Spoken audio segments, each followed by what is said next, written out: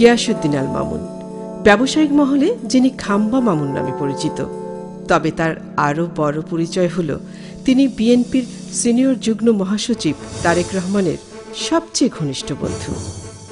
গিয়াসউদ্দিন আল মামুনের বাবা মরহুম জয়নাল আবেদিন পাকিস্তান বিমান বাহিনীর প্রকৌশল বিভাগে চাকরি করার সুবাদে তিনি শাহীন স্কুলে পড়ার সুযোগ পান।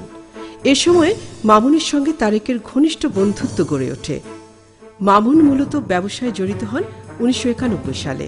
ওই সময়ে মাত্র ২টি জাহাজ দিয়ে প্রতিষ্ঠিত হয় তার অন্যতম ব্যবসায় রহমান শিপার্স।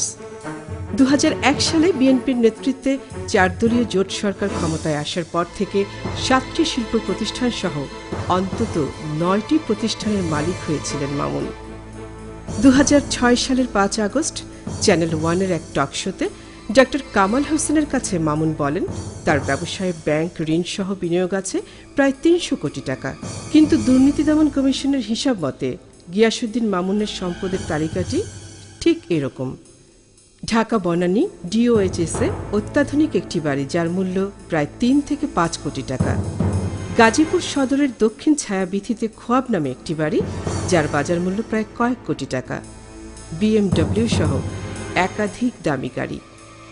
চ্যানেল ওয়ান, গাজীপুরে ওয়ান টেক্সটাইল, ময়মনসিংহের ভালুকায় প্রিকাস্ট কনক্রিট ইন্ডাস্ট্রি, পঞ্চগড় শহর থেকে প্রায় ১২ কিলোমিটার পশ্চিমে সদর উপজেলার গরিনাবাড়ি ইউনিয়নের গোয়ালপাড়ায় খাম্বা লিমিটেড, গাজীপুরে one composite, one spinning, one denim, one consumer product limited, silver line composite mill, Rahman navigation, Dandy dyeing.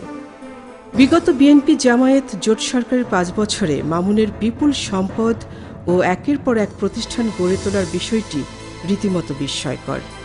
রাতারাতি টেক্সটাইল, লঞ্চ, টিভি চ্যানেল, ভোগ্যপণ্য ও বৈদ্যুতিক খুঁটি উৎপাদনের একাধিক প্রতিষ্ঠান গড়ে তোলাটা তার মতো একজন সাধারণ মধ্যবিত্ত ঘরের সন্তানের পক্ষে কিভাবে সম্ভব? গিয়াসউদ্দিন আল মামুনের সকল অবৈধ সম্পদের উৎস চাঁদাবাজি, দুর্নীতি আর কমিশন।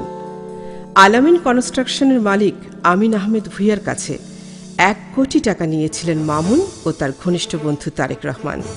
এই অভিযোগে তার বিরুদ্ধে মামলাও হয়েছে। দেশে প্রকট বিদ্যুৎ সমস্যা থাকলেও মামুনের নেতৃত্বে একটি সিন্ডিকেট জোট সরকারের ৫ বছরে কয়েক হাজার কোটি টাকার অপ্রয়োজনীয় বৈদ্যুতিক খুঁটি বেচাকেনা করেছে। বিএনপির সিনিয়র যুগ্ম মহাসচিব তারেক রহমানের সবচেয়ে ঘনিষ্ঠ বন্ধু হওয়ার সুযোগ নিয়ে গিয়াসউদ্দিন আল মামুন যে বিপুল সম্পদের মালিক হয়েছিলেন, বাংলাদেশের মানুষের কাছে তা সত্যি এক বিস্ময়।